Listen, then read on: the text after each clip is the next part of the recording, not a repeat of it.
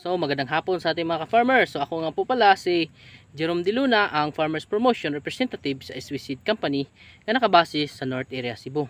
So ngayon, pag-uusapan natin ang ating bagong variety na si Jewel F1. So ngayon, ito yung ating Jewel F1. So maraming bunga ang ating Jewel.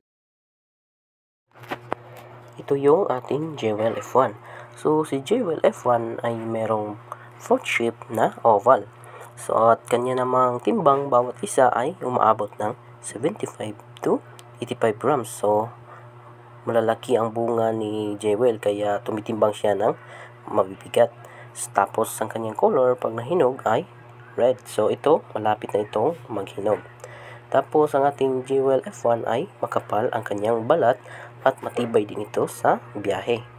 Tapos si Jewel F1 ay merong maturity na 75 to 80 days after transplant.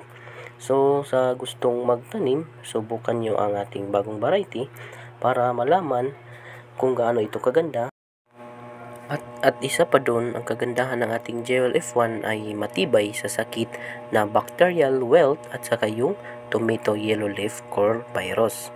So ito ay merong intermediate resistant na. So maganda ang ating Jewel F1. So yun lang mga ka-farmers at maraming salamat sa panonood.